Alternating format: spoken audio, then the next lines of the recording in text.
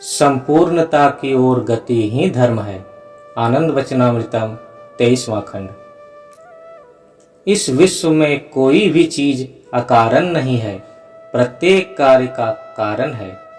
तुमने मनुष्य के रूप में जन्म ग्रहण किया है, इस तथ्य का भी कारण और उद्देश्य है।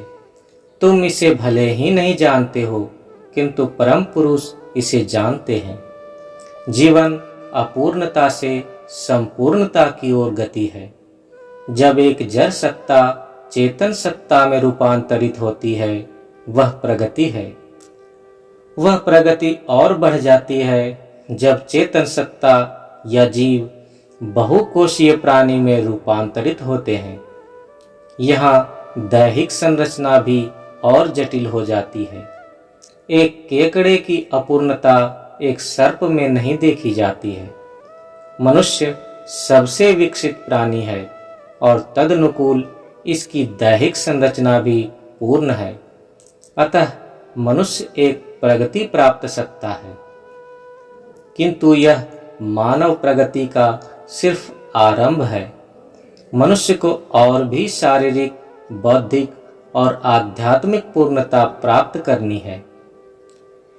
संपूर्णता की ओर गति अर्थात ईश्वर की ओर गति ही धर्म है, जबकि असंपूर्णता की ओर गति अधर्म है। पूर्ववर्ती जीवन है और पार्श्ववर्ती मृत्यु है। इसलिए एक मनुष्य की पशुता की ओर गति मृत्यु है। संघर्ष के बिना कोई भी गति नहीं होती है। यहाँ तक कि जब तुम चलते हो, चुंबकीय शक्ति तुम्हें बाधा देती है। संपूर्णता की ओर गति को अपूर्णता की सारी शक्तियां बाधित करती हैं।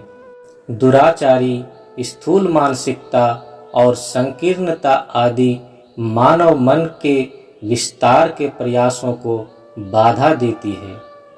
लेकिन संपूर्णता ईश्वराभिमुखी गति है, इसलिए किसी को भयभीत नहीं होना चाहिए। बढ़ते चलो, बाधाएं गर्त में विलीन हो जाएंगी जहां से वे आई हैं। तुम्हारी प्रगति होगी ही। जीवन में संपूर्णता प्राप्त करना ही ईश्वर को प्राप्त करना है। यही मनुष्य का लक्ष्य है। यह उसका धर्म है, उसका कर्तव्य है।